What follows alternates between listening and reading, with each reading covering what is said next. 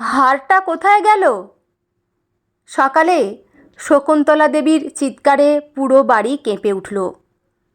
একান্নবর্তী ঘোষবাড়িতে তখন হুলস্থুল অবস্থা। বৌমা, ছোট খোকা, বড় খোকা, এদিকে আয়। শোনা মাত্রই সঙ্গে সঙ্গে দুই বৌমা এবং দুই ছেলে শকুন্তলা দেবীর ঘরে হাজির হলো। বড় ছেলে অরিন্দম বলল, কি হয়েছে মা? শকুন্তলা দেবী কাঁপা গলায় বললেন, আমার সোনার হারটা নেই। কোন হার? আমার বিয়ের সময় শাশুড়ির দেয়া হার, 35 বছরের পুরনো হার। কথাটা শুনে সবাই অবাক হয়ে গেল। হারটা শুধু সোনার গয়না ছিল না, ঘোষ পরিবারের একটা আবেগও ছিল। পরিবারের নিয়ম ছিল বাড়ির বড় বউয়ের হাতে সেই হার এক প্রজন্ম থেকে আর এক প্রজন্মে তুলে দেয়া হবে। শকুন্তলা দেবী প্রতি বছর দুর্গাপুজোর অষ্টমীর দিন হারটা বের করতেন, তারপর আবার লকারে তুলে রাখতেন। এবারেও অষ্টমীর দিন যখন হারটা নিজের আলমারিতে রাখা গয়নার বাক্স থেকে বের করতে গিয়েছিলেন, গয়নার বাক্স খুলতেই দেখলেন হারটা উধাও। শকুন্তলা দেবীর স্বামী সুধীরবাবু বাড়িতে ফিরে ঘটনাটা জানার পর বললেন, জিনিসটা এতদিন ঠিক জায়গায় ছিল, সে আজ হঠাৎ করে উধাও হলো কিভাবে? তারপর শকুন্তলা দেবীর দিকে তাকিয়ে বললেন, তুমি নিশ্চয়ই অন্য কোথাও রেখেছ, ভালো করে খুঁজে দেখো। শকুন্তলা দেবী গোটা আলমারি ভালোভাবে খুঁজলেন, কিন্তু হারটা কোথাও পেলেন না। ছোট বউ তৃষা মাত্র 3 মাস আগে এই বাড়িতে এসেছে। সে চুপচাপ দাঁড়িয়ে সব শুনছিল।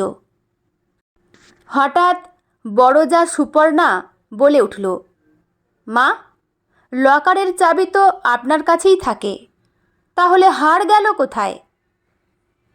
শকুন্তলা দেবী বললেন, সেটাই তো বুঝতে পারছি না। ঠিক তখন কাকা প্রবীরবাবু গম্ভীর মুখে বললেন, বাইরের কেউ তো আসেনি, তাহলে বাড়ির কেউই নিয়েছে। কথাটা বলতেই সবার মুখের দিকে সবার চোখ ঘুরে গেল। ঘরের পরিবেশ অস্বস্তিকর হয়ে উঠল। কয়েক মিনিট পর বড় বৌমা সুপর্ণা আবার বলল, রাগ করবেন না মা, কিন্তু নতুন মানুষ তো বাড়িতে একজনই এসেছে। তৃষার বুকটা ধক করে উঠল।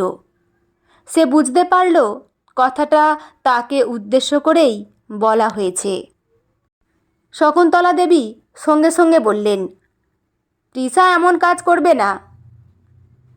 কিন্তু ততক্ষণে সন্দেহের বীজ বপন হয়ে গেছে। দুপুরে খাওয়ার সময় তৃষা লক্ষ্য করল সবাই কেমন যেন তাকে এড়িয়ে চলছে, কেউ তার সঙ্গে ঠিকমতো কথা বলছে না। এমনকি রান্নাঘরে ঢুকতেই দুই পিসিমাকে ফিসফিস করে বলতে শুনল, এখনকার মেয়েদের কি আর বিশ্বাস আছে? চেহারা দেখে মানুষ চেনা যায় নাকি? তৃষার চোখে জল চলে এলো। সন্ধ্যায় স্বামী রাহুল বাড়ি ফিরতেই সে সব কথা খুলে বলল। রাহুল বলল, তুমি চিন্তা করো না, আমি জানি তুমি এটা করোনি, কিন্তু সবাই তো আমাকে সন্দেহ করছে। সত্যিটা একদিন বের হবেই। সেদিন রাতে ঘুম আসছিল না তৃষার। হঠাৎ তার মনে পড়ল একটা কথা। গত সপ্তাহে সে মাঝরাতে জল খেতে উঠে দেখেছিল কেউ একজন নিচের স্টোররুম থেকে বেরিয়ে আসছে।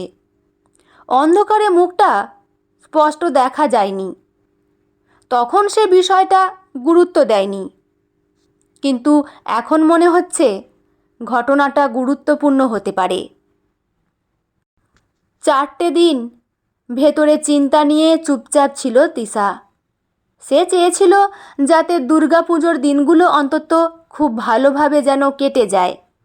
তারপর এই রহস্যের সমাধান সে বের করবেই। এই কয়দিনে শাশুড়ি শকুন্তলা দেবী হারটা নিয়ে বেশ চিন্তিত ছিলেন। তবে তৃষা তাকে সান্ত্বনা দিয়ে বলেছিল, মা, আপনি চিন্তা করবেন না, নিশ্চয়ই কোনো একটা উপায় বেরোবে এবং দোষীও ধরা পড়বে। শকুন্তলা দেবী বললেন, এমন কে আছে বলো তো এই ঘরের মধ্যেই? এমন ঘটনা তো আগে কখনো ঘটেনি।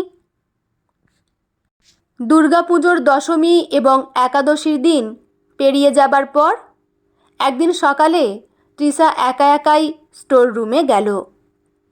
পুরনো বাক্স, আলমারি আর নানা জিনিসে ভর্তি ঘর।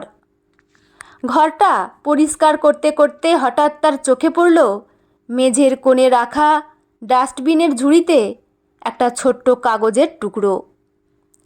সে কাগজটা তুলে নিল। কাগজটি আসলে একটি সোনার দোকানের রসিদ। রসিদে লেখা, পুরনো সোনার গয়না বিক্রি, তারিখটা মাত্র 4 দিন আগের। তৃষার সন্দেহ আরও বাড়তে শুরু করলো।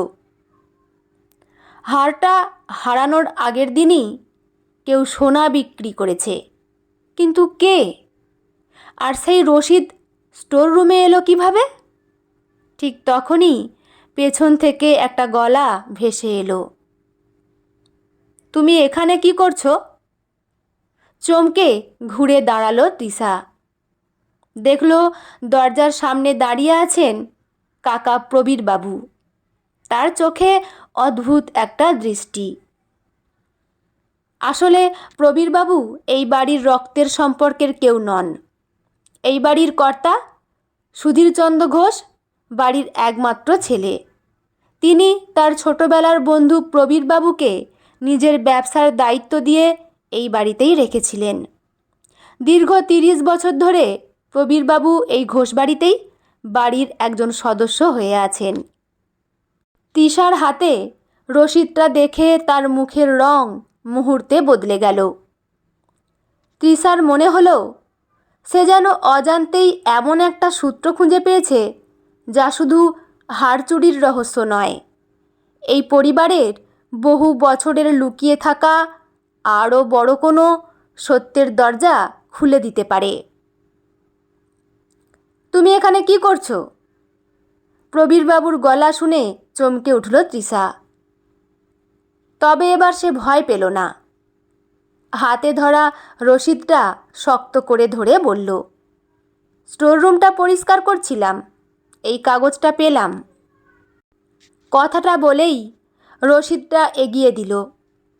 রসিদটা দেখে প্রবীরবাবুর মুখ মুহূর্তে ফ্যাকাশে হয়ে গেল, কিন্তু পরের মুহূর্তেই নিজেকে সামলে নিয়ে বললেন, ওটা পুরনো কাগজ, ফেলে দাও।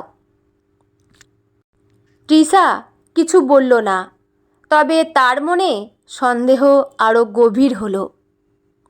সেদিন দুপুরে সবাই যখন খেতে বসেছে, তখনও তৃষার মাথায় ঘুরছে রসিদের কথাই।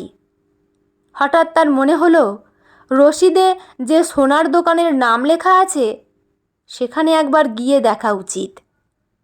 পরদিন সকালে রাহুলকে সব কথা খুলে বলল সে। রাহুল প্রথমে একটু দ্বিধায় পড়লেও শেষে বলল, চলো একবার খোঁজ নিয়ে দেখি। দুজনেই গোপনে সোনার দোকানে গেল। দোকানের মালিক প্রথমে কিছু বলতে চাইছিলেন না, কিন্তু অনেক বুঝিয়ে বলার পর পুরনো রসিদটা দেখে তিনি বললেন, হ্যাঁ, এই রসিদ আমাদেরই। তৃষার বুক ধড়ফড় করতে লাগলো। কে গয়নাটা বিক্রি করেছিলেন? দোকানদার একটু ভেবে বললেন, নিয়ম অনুযায়ী সব তথ্য বলা যায় না, তবে যিনি এসেছিলেন তিনি আপনার পরিবারেরই একজন বয়স্ক ভদ্রলোক। তৃষা আর রাহুল একে অপরের দিকে তাকালো। বাড়িতে ফিরে তৃষা বিষয়টা নিয়ে গভীরভাবে ভাবতে লাগলো। সেই রাতে জল খেতে উঠে সে দেখল প্রবীরবাবু চুপচাপ নিজের ঘর থেকে বেরিয়ে নিচতলার পুরনো অফিস ঘরের দিকে যাচ্ছেন। কৌতূহলবশত তৃষাও দূর থেকে অনুসরণ করল। দরজাটা পুরোপুরি বন্ধ ছিল না। ফাঁক দিয়ে ভেতরে তাকিয়ে তৃষা অবাক হয়ে গেল। প্রবীরবাবু একটি পুরনো লোহার আলমারি খুলে কিছু কাগজপত্র বের করছেন। কিছুক্ষণ পর তিনি চলে যেতেই তৃষা ঘরে ঢুকল। আলমারির ভেতরে যা দেখল তাতে তার মাথা ঘুরে গেল। শুধু সোনার হার নয়, পরিবারের জমির দলিল, ব্যাংকের কাগজপত্র, এমনকি আরও কয়েকটি গয়নার হিসাবও সেখানে লুকিয়ে রাখা ছিল। সবচেয়ে অবাক করা বিষয় হলো, বেশ কিছু কাগজে দেখা গেল বহু বছর ধরে পরিবারের নামে টাকা তুলে অন্যত্র সরিয়ে দেয়া হয়েছে। তৃষা বুঝতে পারল বিষয়টা শুধু হাড় চুরির নয়, কেউ একজন দীর্ঘদিন ধরে পুরো পরিবারকে ঠকিয়ে আসছে। পরদিন সকালে সবাইকে ড্রয়িং রুমে ডাকল সে। শকুন্তলা দেবী, অরিন্দম, রাহুল, সুপর্ণা, পিসিমারা সবাই উপস্থিত। প্রবীরবাবুও বসে আছেন। তৃষা শান্ত গলায় বলল, আজ আমি হাড়ের ব্যাপারে কিছু বলতে চাই। সঙ্গে সঙ্গে ঘরে নীরবতা নেমে এলো। তৃষা একে একে রসিদ, কাগজপত্র এবং আলমারিতে পাওয়া নথিগুলো সবার সামনে রাখল। সবাই হতবাক। অরিন্দম বলল, এসব কি? তৃষা বলল, হারটা চুরি হয়নি, বিক্রি করা হয়েছে। আর শুধু এই হার নয়, বহু বছর ধরে পরিবারের সম্পত্তি থেকেও টাকা সরানো হয়েছে। শকুন্তলা দেবী অবিশ্বাসের চোখে তাকিয়ে রইলেন। কিন্তু কে করেছে এসব? তৃষা ধীরে ধীরে প্রবীরবাবুর দিকে তাকালো। ঘরের সবাইও তাকালো তার দিকে। প্রবীরবাবুর মাথা নিচু। কিছুক্ষণ পর তিনি দীর্ঘশ্বাস ফেলে বললেন, হ্যাঁ, আমিই করেছি। ঘরের মধ্যে যেন বোমা ফাটল। শকুন্তলা বললেন, তুমি নিজের পরিবারের সঙ্গে এমন বিশ্বাসঘাতকতা করলে? প্রবীরবাবুর চোখ ভিজে উঠল। লোভে পড়ে আমি ভুল করেছি।